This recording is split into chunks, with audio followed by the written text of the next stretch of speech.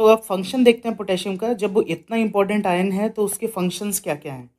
तो फंक्शन जैसे ये फर्स्ट तो हमने पहले ही देख लिया कि मेजर इंट्रासेलुलर आयन है जो सेल के अंदर ही रहता है अराउंड 95%।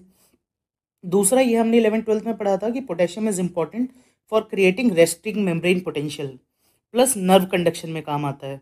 तो नर्व के थ्रू जो सिग्नल्स जाएंगे वो पोटेशियम की वजह से जाते हैं। प्लस साथ में जो मेरा मसल के अंदर कॉन्ट्रैक्शन होगा that too also caused by potassium.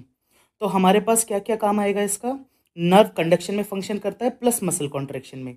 तो कहीं पे भी अगर मेरा पोटेशियम ऑल्टर होता है, डैमेज होता है, मतलब चेंज होता है, भले ही हाइपोकैलेमिया हो हाइपरकैलेमिया हो, तो कहीं ना कहीं मेरे नर्व कंडक्शन फंक्शन में गड़बड़ आएगी प्लस मेरे मसल कॉन्ट्रैक्शन में गड़बड़ आएगी।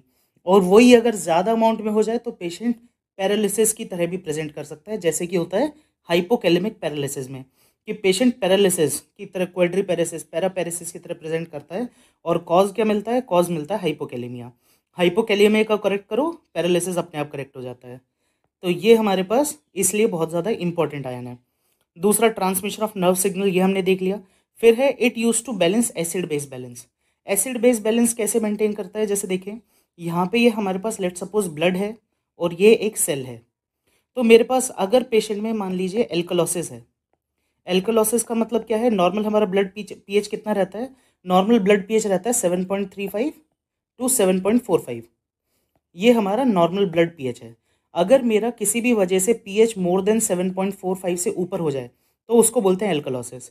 एल्कलोसिस का मतलब क्या है कि मेरे पास ब्लड के अंदर नेट एसिड कम हो गया, तो रिलेटिवली ब्लड के अंदर एल्कोलॉटिक पीएच हो गया, यानी ब्लड के अंदर जो H+ आयंस हैं वो कम हो गए। जब H+ आयंस कम हो गए लेकिन बॉडी को मेंटेन करना है अपना नॉर्मल पीएच, बॉडी कैसे नॉर्मल पीएच मेंटेन करेगी, अगर H+ कम है तो बॉडी को ब्लड को कहीं से ना कहीं से H+ चाहिए, तो H+ कहाँ से आएंगे, ये H+ लेगी सेल के अंदर से। इंट्रासेलुलर जो हाइड्रोजन है वो शिफ्ट हो जाएंगे ब्लड के अंदर। तो जब मेरा H+ ब्लड में आ जाएगा तो मेरे सेल के अंदर H+ कम हो जाएंगे। तो मेरे को हर सेल को इंडिविजुअली इलेक्ट्रोन्यूट्रल रहना पसंद है। इलेक्ट्रोन्यूट्रल का है, जितने H+ अंदर हैं उतने ही H+ बाहर हैं, या जितना पॉजिटिव आयन अंदर है उतना ही पॉजिटिव आयन बाहर है, जितना नेगेटिव आयन अंदर है उतना नेगेटिव आयन बाहर है। तो जब मेरा H+ सारा बाहर निकल गया तो मेरे पास नेट इलेक्ट्रोनेगेटिविटी क्रिएट हो गई। नेट इलेक्ट्रोनेगेटिविटी को कंपेंसेट करने के लिए अब बॉडी को क्या चाहिए, सेल को भी कंपेंसेट करने के लिए इलेक्ट्रोपॉजिटिव आयंस चाहिए। तो यहाँ से सेल कंपेंसेट करने के लिए पोटेशियम को सेल के अंदर ले लेगा। जब पोटेशियम सेल के अंदर जाएगा तो मेरे पास ब्लड पोटेशियम कम हो जाएगा। तो एल्कलोसिस में क्या होगा, एल्कलोसिस में मेरे पास हाइपोकैलेमिया होगा, है ना, हाइपोकैलेमिया होगा एल्कलोसिस में। दूसरा सेम, अगर मैं पेशेंट को एसिड मान लूँ, है ना, कि एसिडिक एनवायरनमेंट हो गया यानी एसिडोसिस। एसिडोसिस क्या होता है, NaPH लेस देन 7.35, ये मेरे पास सेल है। तो इसके अंदर एसिडोसिस हो गया। एसिडोसिस का मतलब क्या है कि H+ आयंस मेरे ब्लड के अंदर बढ़ गए, लेकिन बॉडी को बफर सिस्टम एक्टिवेट करना है। बॉडी बफर सिस्टम में क्या एक्टिवेट करेगी, जो एक्सेस H+ आयंस हैं उनको इंट्रासेलुलर शिफ्ट कर देगी। तो यहाँ पे मेरे पास H+ बढ़ गए, H+ बढ़ गए तो पॉजिटिव आयंस इलेक्ट्रोपॉजिटिविटी हो गई, इलेक्ट्रोपॉजिटिविटी सेल को नहीं मंजूर। तो ऐसे में क्या है, वो जो एक्सेस पोटेशियम है इलेक्ट्रोन्यूट्रल बनने के लिए, पोटेशियम को बाहर ब्लड के अंदर भेज देगी। जब पोटेशियम ब्लड के अंदर चले गए तो मेरे पास क्या कंडीशन क्रिएट होगी, हाइपरकैलेमिया।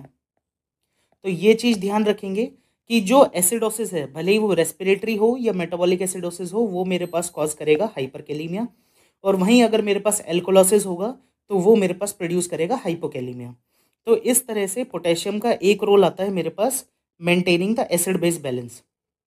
अगला रोल है इसका water and electrolyte balance. Water electrolyte जब किडनी पार्ट देखेंगे, जब डिस्कस करेंगे। और तीसरा है लास्ट है इसका intracellular potassium concentration is necessary for protein and biosynthesis by ribosomes, यानी प्रोटीन सिंथेसिस में भी पोटेशियम का इफेक्ट आता है क्योंकि ये को फैक्टर है कुछ एंजाइम्स का।